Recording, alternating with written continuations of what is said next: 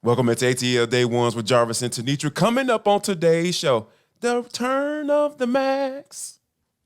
And does number 9 have all the tools in the toolbox to be great? And last but not least, and for the culture, how did Demarcus Ware do? Bless his heart. It's ATL Day Ones. Let's go. This is ATL Day Ones, part of Locked On Sports Atlanta. And it starts now.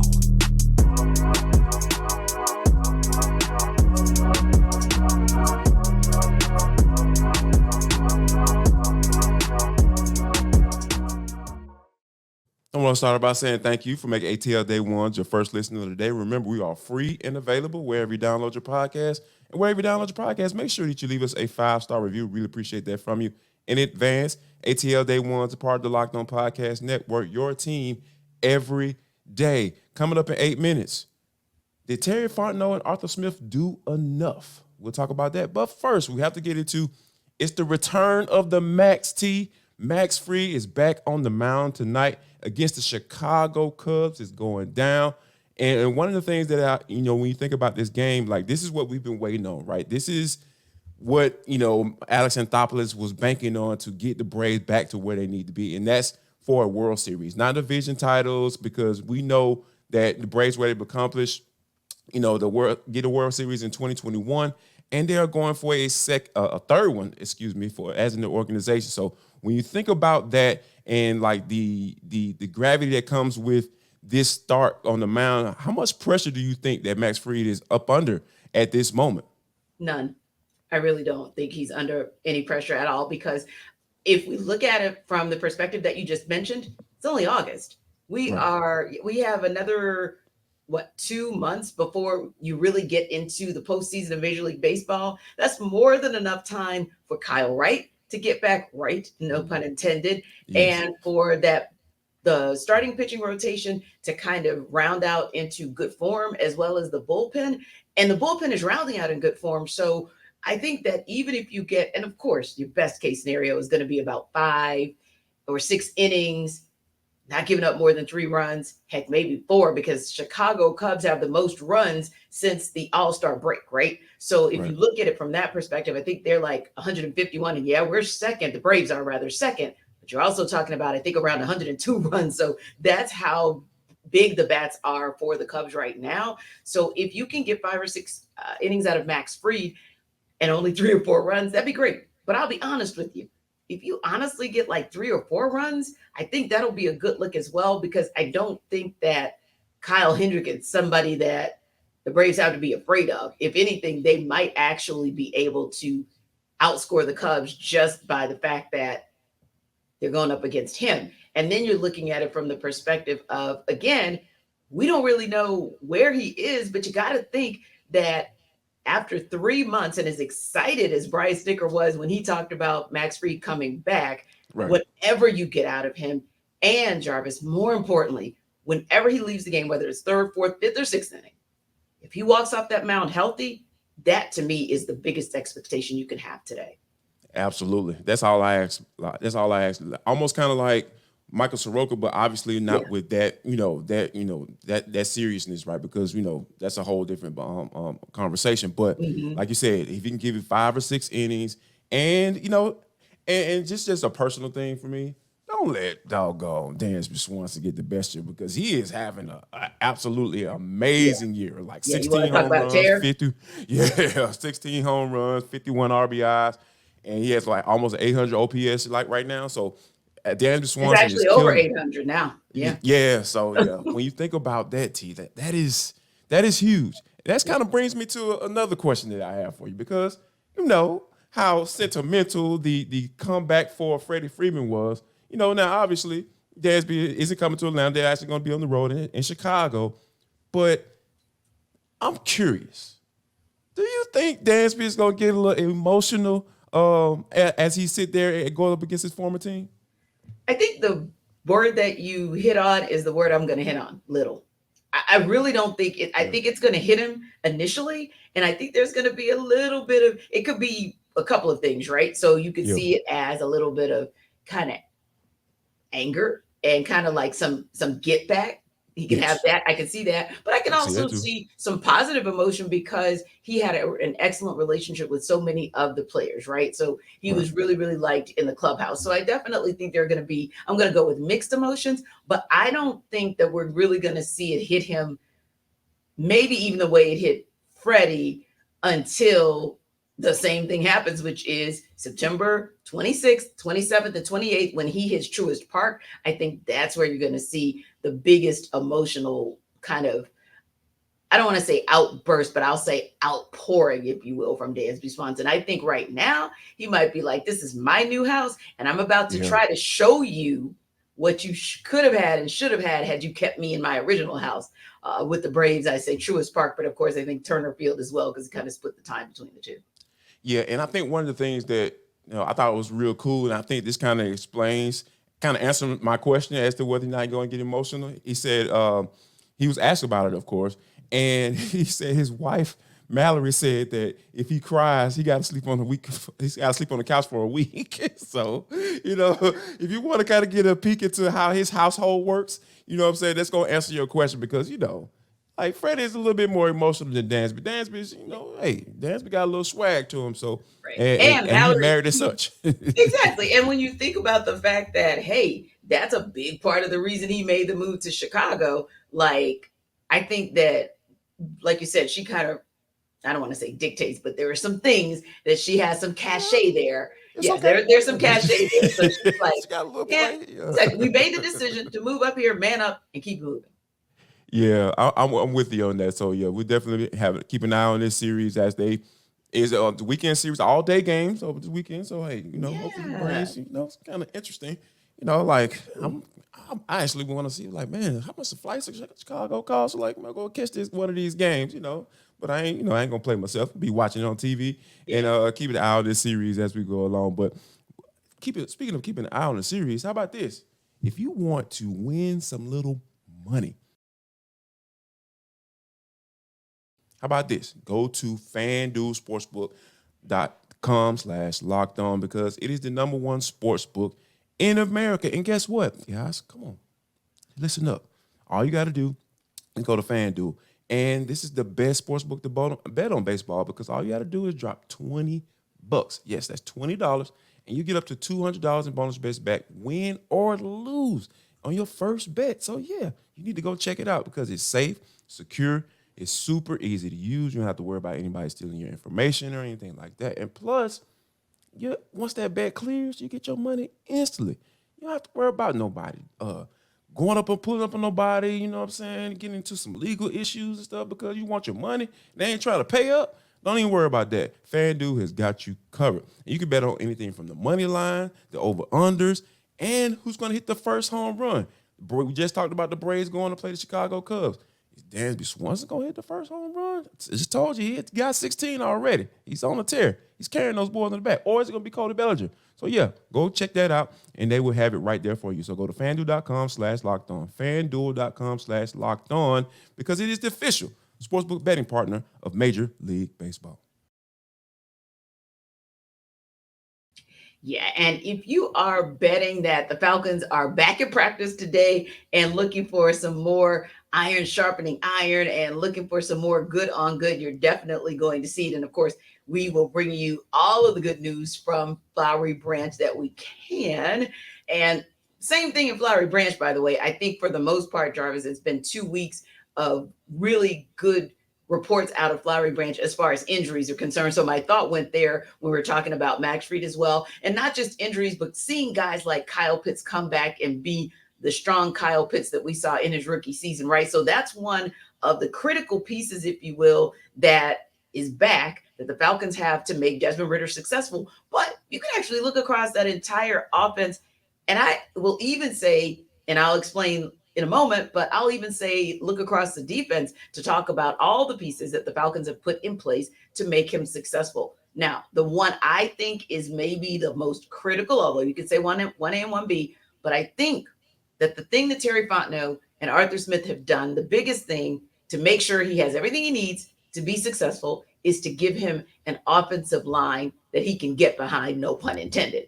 And that starts with everything from deciding that Caleb McGarry can indeed come back to shore up the right side, And depending on how things go with Matthew Bergeron or Matt Hennessy, but mostly we're thinking Matthew Bergeron, especially what we've seen as Hennessy's been day to day, they went out and drafted him. So I think having consistency and having strength on that O-line was arguably the biggest thing that Fontenot and Smith did to put 9 in a position to be successful. But what do you think is the biggest thing they've done? Or do you feel like they've put him in position to be successful?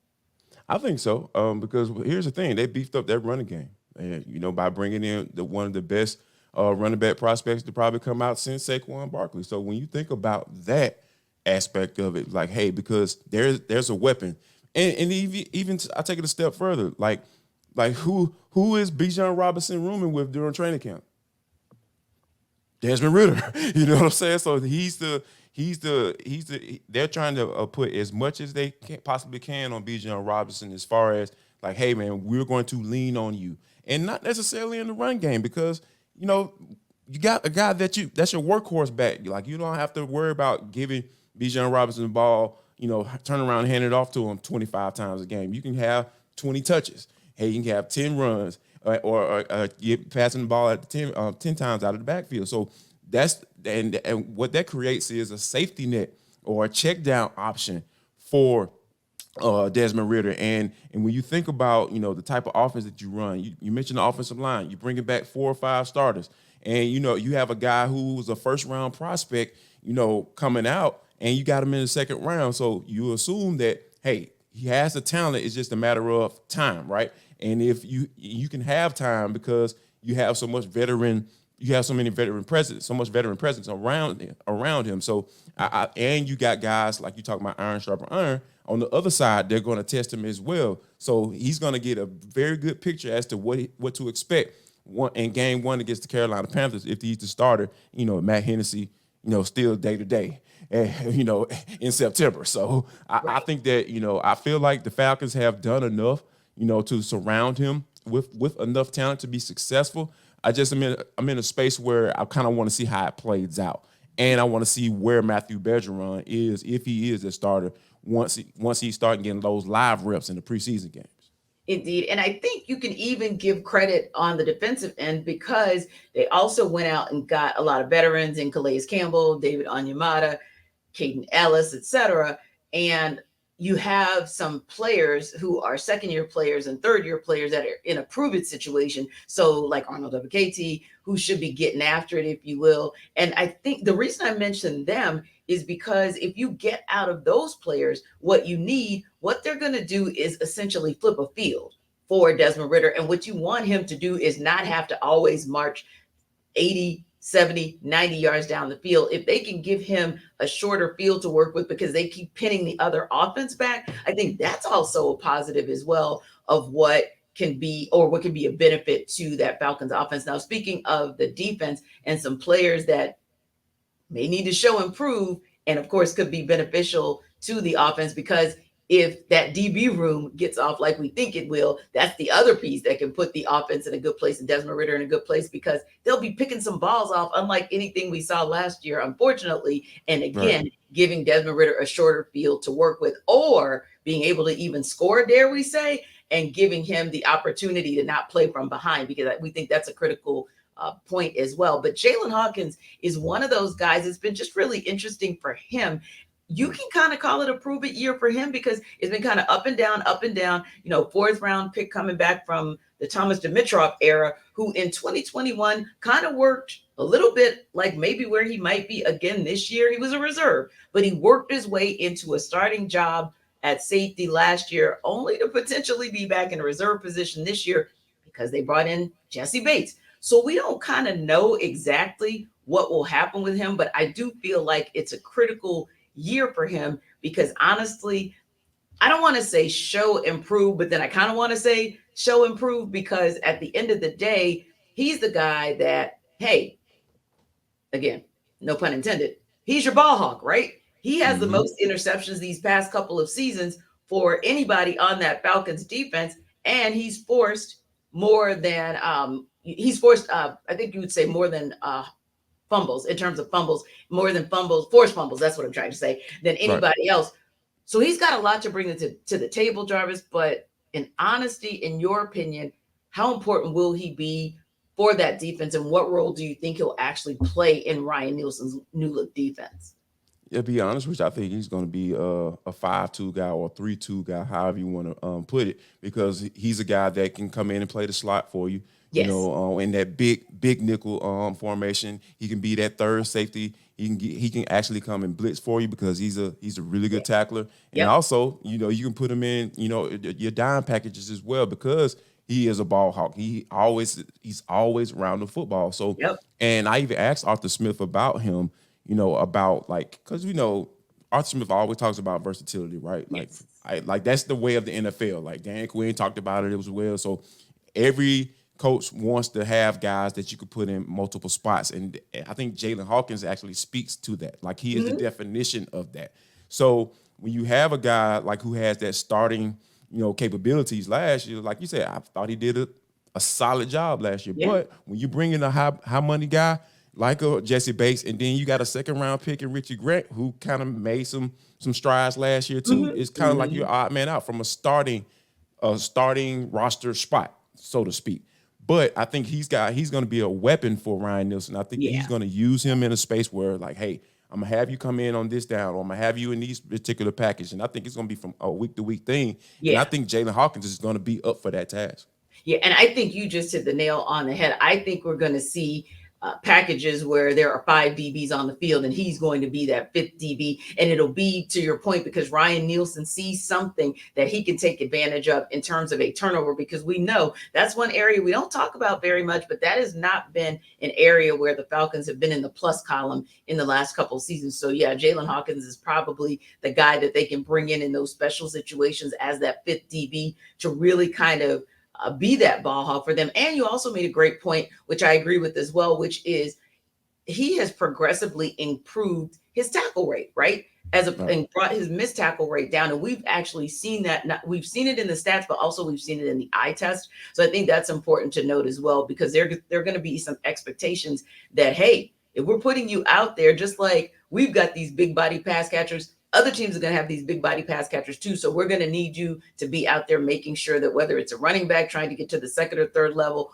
or whether it's a wide receiver that, like you said, the quarterback checked that guy down, and now you've got an opportunity to keep him from going off and making a little 7-yard dump off become a 27-yard reception and advancement of the chains. Then that's probably the guy that you're going to bring out there. So yeah, he's definitely another one that we said we'll be watching to kind of see what the Falcons do with him, both in practice as well as in preseason games, to then maybe inform us of what they're going to do for him during the season. So we'll keep you guys posted on his progress. But what do you guys think? I mean, Jalen Hawkins is still a legitimate starter type who can give the Falcons something, we believe. But what say you, everydayers? Let us know. Don't forget to drop some comments in the chat when you check us out on YouTube. And of course, don't forget to download ATL Day Ones wherever you download your podcasts.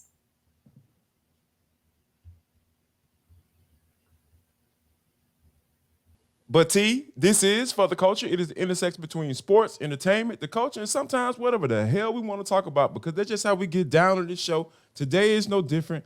T, last night we had football. Last night, I think, you know what I'm saying? Like, we had some Kellen Mond, you know, we had some Dorian Thompson, hyphenated man there out of UCLA, you know, out here trying to ball, do his thing, make the squad.